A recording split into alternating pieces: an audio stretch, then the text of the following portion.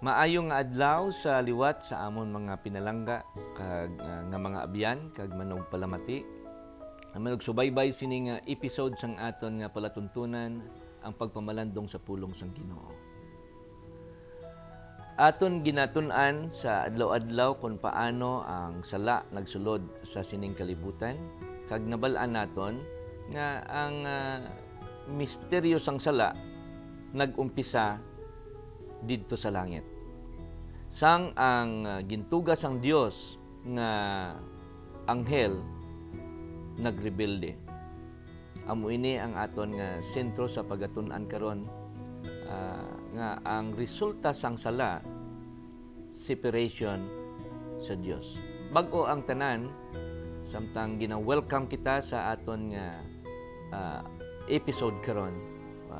Magapadayon kita kag bago kita magapadayon magapangamuyo anay kita.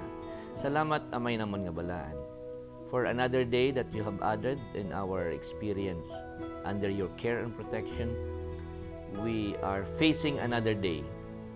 Agod nga makahimo kami sang amon mga buluhaton. As we study thy words, we invite your holy presence by sending your Holy Spirit. We plead for him to teach us and to guide us. In Jesus' name, Amen. Ang aton pagatun-an karon nga adlaw na sentro sa the book of Ezekiel. Yes. The book of Ezekiel in chapter 28 in verse 17. I read, "Thine heart was lifted up because of thy beauty. Thou hast corrupted thy wisdom by reason of thy brightness. I will cast thee to the ground, I will lay thee before kings, and they may behold thee." So dire nakita naton nga ang resulta sang pagpataas sang kaugalingon hindi gid manami no ang resulta. Ang resulta sang ging self-centered sang kaaway nga amo si Lucifer. Though he was perfect in verse 15 sa panahon nga siya gina tuga sang aton nga manunuga nga Dios.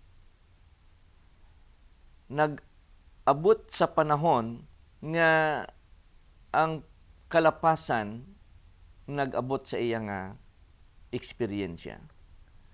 And this resulted to separation from God. Kung lang tawon natin diri sa the book of Isaiah, in the book of Isaiah, makita naton ang resulta sang sala o kon ang iniquity o kon ang paglapas.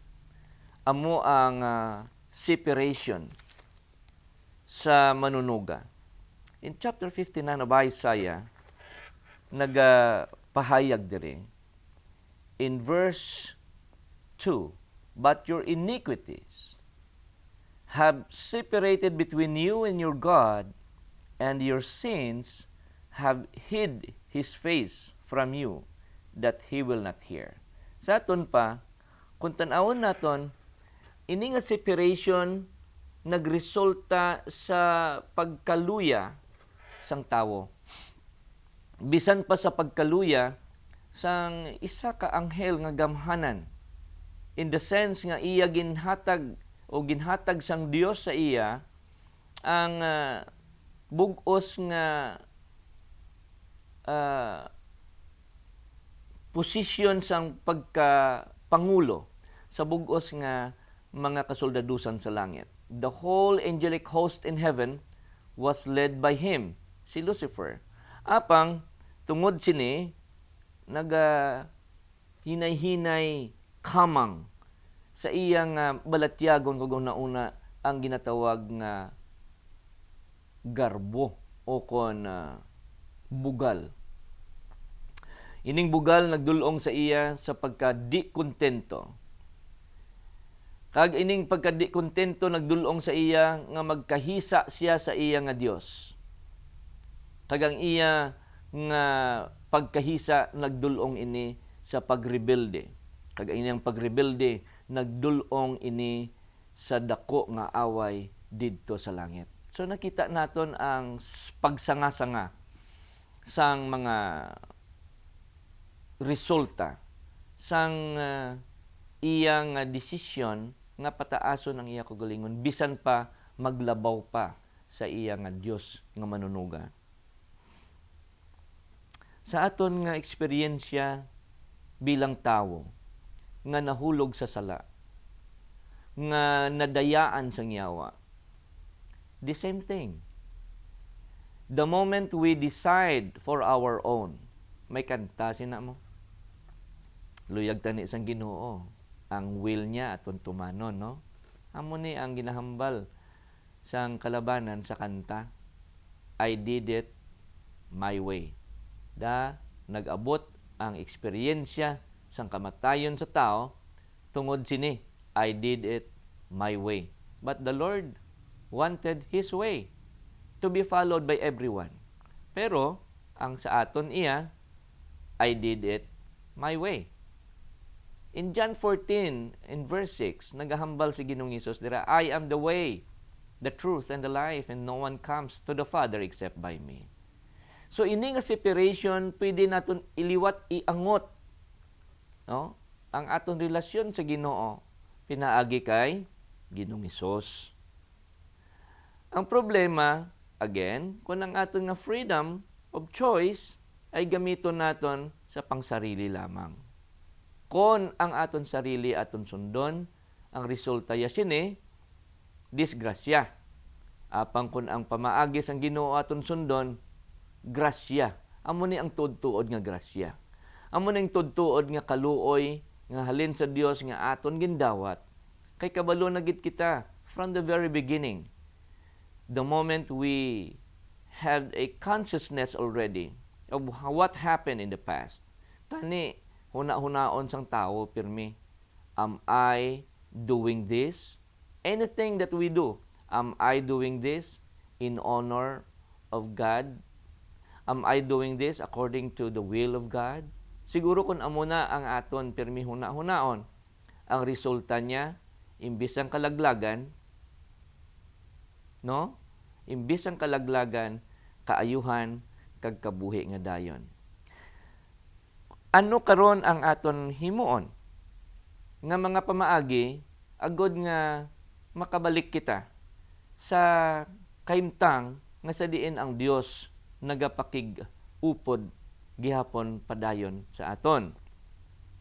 Again, wala sang liwan nga pwede ubrahon ang tao. Magluwas nga magpabilin siya sa gugma sang Dios, magpabilin siya sa Ginoo. I would like to bring you now sa mga tagpipila ka mga butang kung sa diin makapanumbalik kita. Since ang aton nga eksperyensya karon na separate kita sa Ginoo, nakita na naton ang result, no, sang sala kag sang paglapas.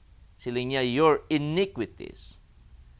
Ano ganitong nag-abot kay Lucifer? He was perfect in the day that he was created until iniquity was found in him.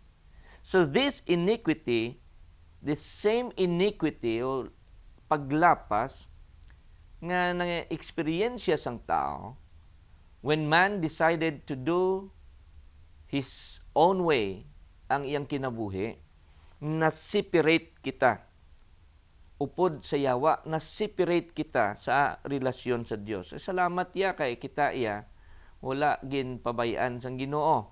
The same true with Lucifer.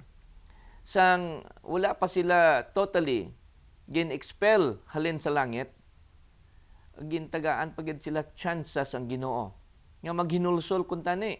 Apang Lucifer was indeed very strong in his decision upod sang iya nga mga napatalang nga mga angels.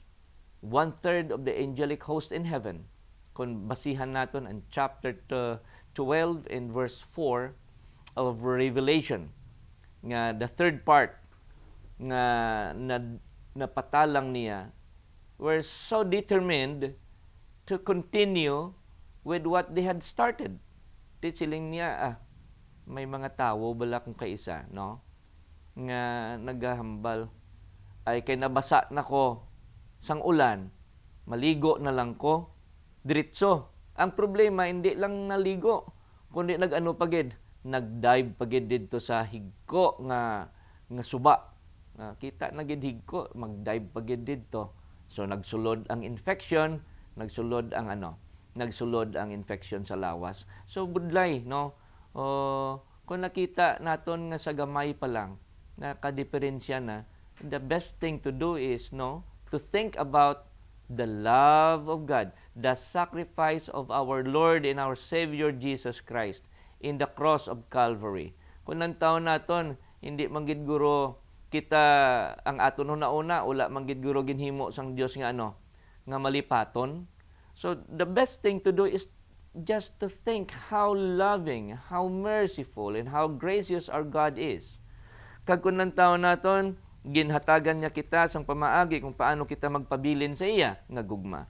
Kung paano kita magpabilin sa iya nga aton Dios. Let's go to the verse found in John. John chapter 15 in verse 5. Umpisa kita diri basa sila niya, I am the vine, ye are the branches. He that abideth in me, and I in him, the same bringeth forth much fruit, for without me you can do nothing. Kung lang taon naton ang teksto nagasiling siya diri, nagapangimbitar nga magpabilin kita kunta, no? Sa iya nga amo ang puno. Taon naton bala ang balagon sang prutas nga grapes. Oo. Ining mga balagon, kung utdon ini sa puno, ang resulta niya sini, nagakalaya. Of course, kung malaya na siya, hindi na siya makapamunga. Kay ang balagon, nagakuha sang iyang nutrients nga masustain ang iyang kabuhi dito sa puno. The same true, bilang ang Dios amoya ang source sang tanan naton nga kaayuhan, sang ang puno sang tanan nga kinahanglanon sang tawo. Bilang siya nga provider naton sang aton nga kaayuhan, provider naton sang aton nga mga kinahanglanon, bisan pa ang aton kinabuhi sa iya naghalin. Bisan pa ang pagpitik sang aton mga kasing-kasing, pagdalagan sang aton huna-huna. Kung hindi naton ini hatagan sang panahon nga pamalandungan kung paano kita makabalik sa iya, kung paano kita makapabilin sa iya. And the thing is that ano ang nagamotivate sa aton nga kinanglan gid kita magpabilin sa iya. Kay kun wala sa iya siling niya, wala gid kita sing mahimo. Paano kita magpabilin sa iya? Kadto kita diri sa versikulo 7, chapter 15 in verse 7 sang John. If ye abide in me, and my words abide in you. Kita nato, no? Paano kita magpabilin sa iya? Niya ang akon pulong magapabilin sa inyo. So maayo ni ang aton ginahimo nga mga pamaagi. Nga sa adlaw-adlaw nga tanan, ang pulong sang Ginoo ginapadayon naton nga ginatun-an. Paano kita magkabuhi? Paano kita magpabilin? Bisan pa sa pagtintar kay Ginoong Hesus dito sa kahanayakan, no, sa wilderness. Pagkatapos sang 40 days and 40 nights nga siya puasa, no solid foods, in preparation sa pagluwas sa imo kag pagluwas sa akon. Sa bugos nga katawhan sa bugos nga kalibutan. After his baptism in the Jordan River, he decided to eat no food. Wala gid siya nagkaon. Kay gusto niya ang iyang huna-huna ma-focus sa iyang mission sa pagluwas sa bugos nga kalibutan. And this is the purpose of God, nga tanan ang tao maluwas. He decided to eat no food. But in the 40th day, gindala siya sang yawa dito sa kahanayakan. Kag ginatintar. Una nga temptation, parehas man sa temptation kay Adam and Eve. Pagkaon. Siling niya sa chapter 4 sang Matthew, himua ini nga bato nga tinapay kung ikaw anak sang Dios. Apang sa gahom ni Ginoong Hesus, wala niya gin kabig nga butang nga paghimuon. Nga aman, kaya niya man to obrahon, makagagawon biya siya. Apang wala niya ini paghimua para sa iya pang sarili nga kapakanan. Now, the purpose of the life of the Son of God nga nag-exist sa sining kalibutan, hindi nga busgon niya ang iya kaugalingon, kundi busgon niya ang mga katawhan sang iya nga gugma, kag sang iya nga misyon, sang iyang pagserbisyo, sa iyang pagsakripisyo. Ano ginsabat niya in chapter 4 and verse 4 of Matthew? Man shall not live by bread alone, but by every word that proceedeth out from the mouth of God. So, mo man ni sa aton karon, hambal ni Ginoong Hesus, kung magpabilin kamo sa akon, kag kung ang akon pulong magpabilin sa inyo. Dugang diri sa may chapter 15 verse 7 sang John, magpangayo kamo sang bisan ano. Ye shall ask what ye will, and it shall be done unto you. Ano ang aton kinahanglan? Na-separate kita tungod sang aton nga kalapasan. So kung na-separate kita sang aton kalapasan kag sang aton sala nga nagtago sang iyang guya sa mga tao, agud hindi siya magpamati. Ang Dios hindi bungol.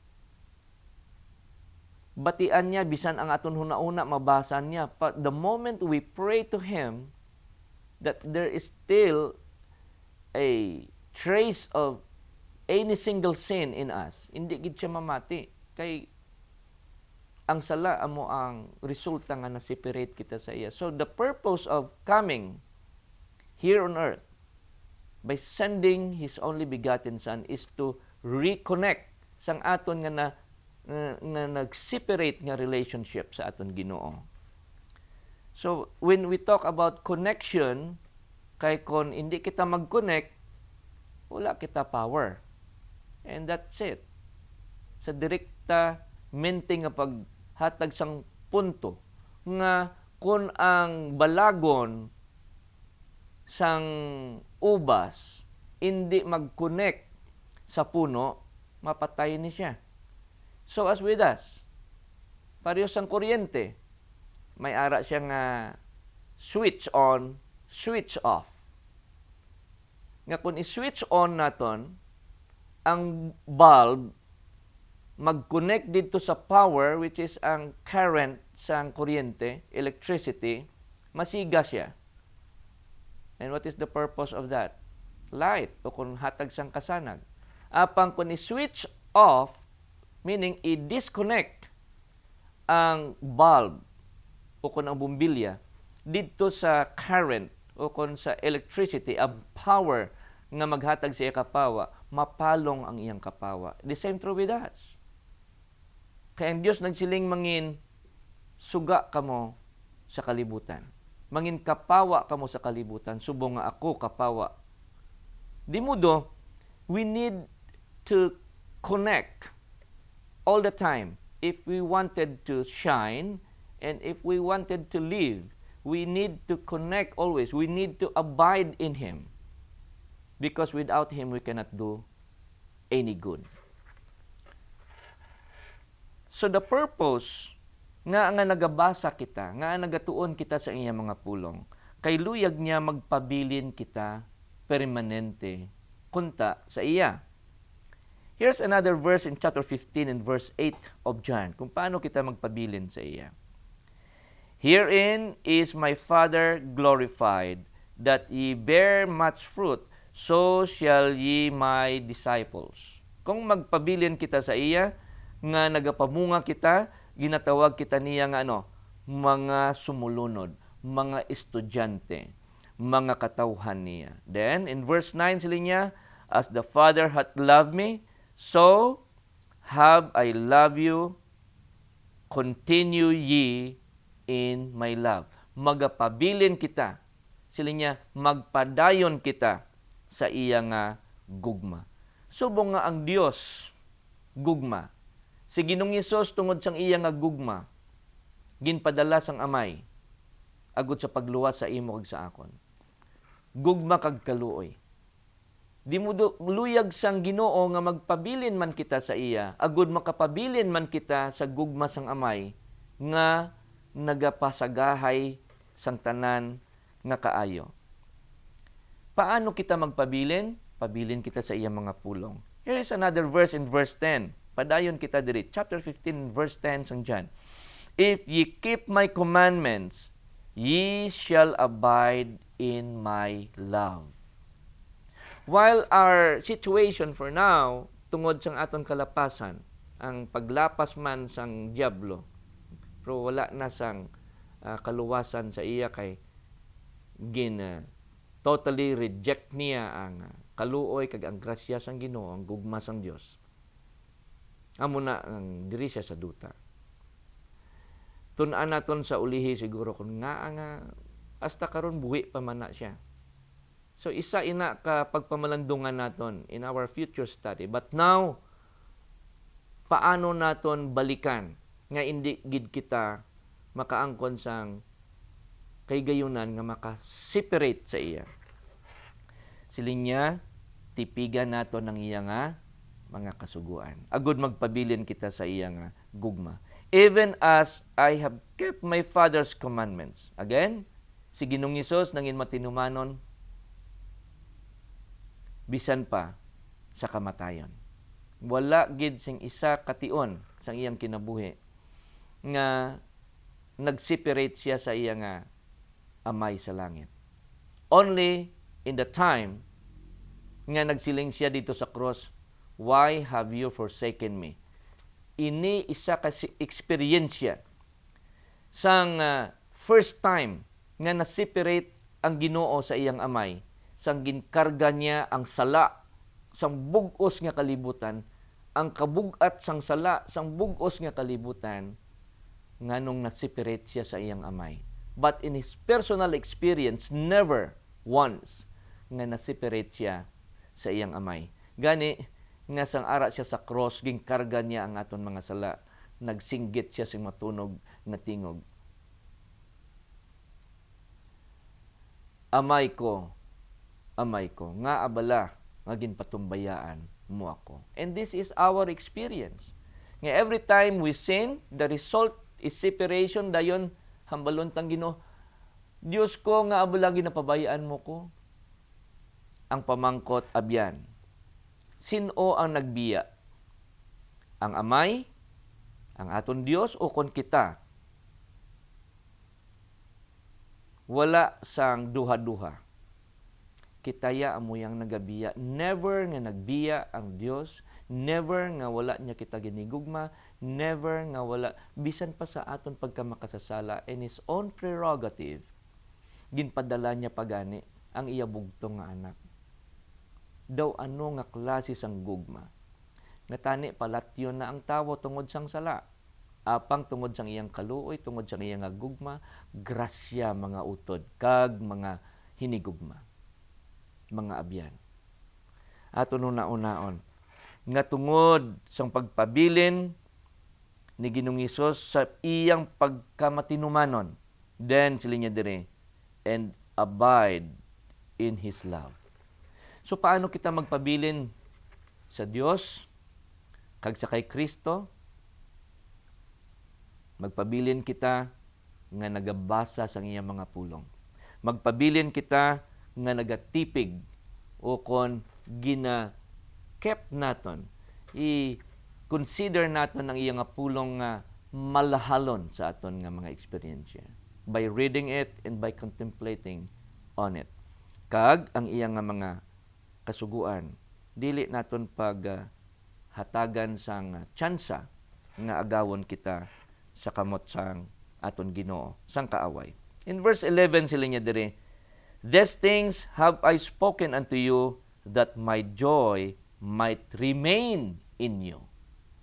So malipay ang Dios, no? Sa sining mga butang, agod nga ang iya kuno kalipay magpabilin man sa aton, that your joy might be full.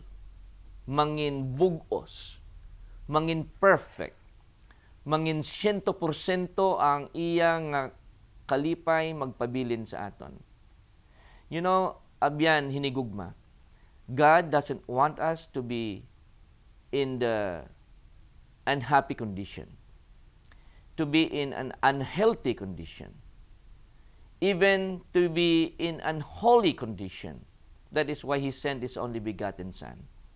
Agud mabawi ini nga kahimtang naton sa pag-separate sa iya. So ano aton himuon karon? When we realize nga na-separate gali kita sa iya, magluwas sa pagpabilin sa iya nga gugma, magluwas sa pagpabilin sa pagkep sa iyang commandments, magluwas sa pagpabilin sa pagbasa sa iyang mga pulong. Ano pagid ang pwede naton mahimo? All we need to do is to acknowledge na kita nahiwalay sa Dios.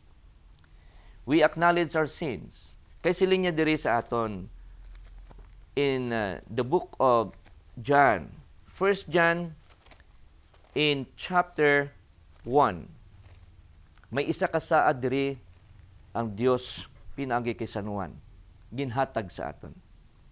In verse 9, chapter 1 and verse 9 of John siling niya, if we confess our sins, He is faithful and just to forgive our sins. And not only that, we continue reading here, and to cleanse us from all unrighteousness.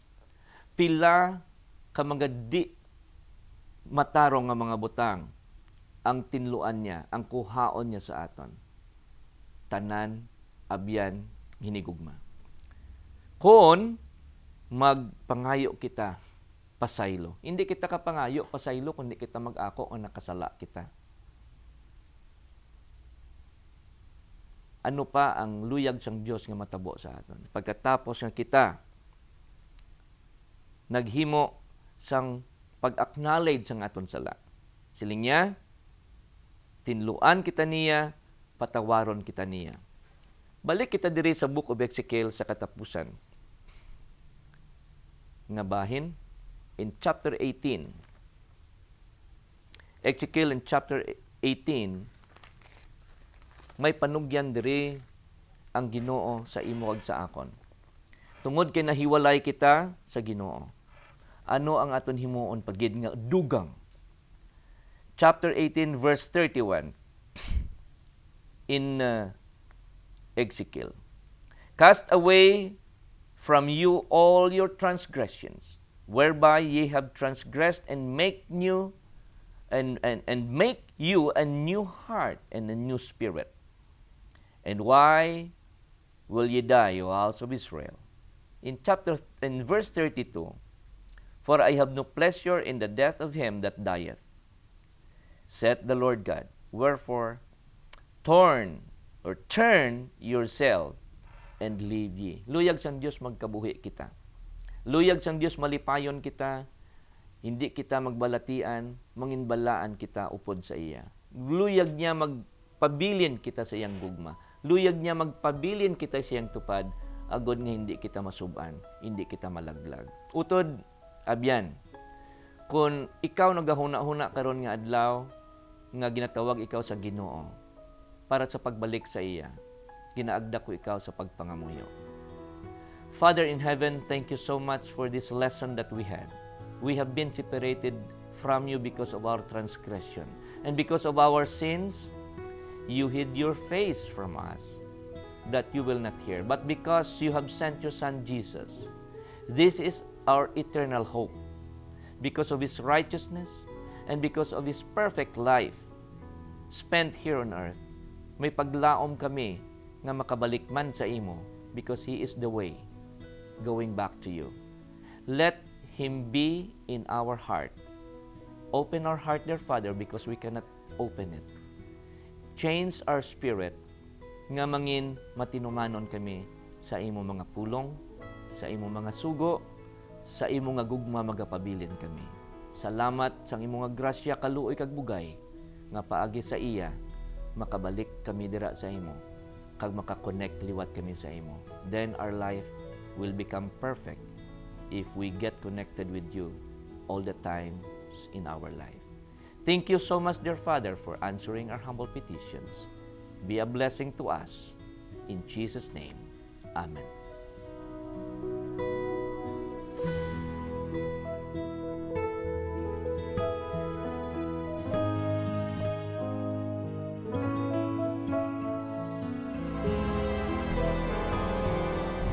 He's Coming Broadcasting Network.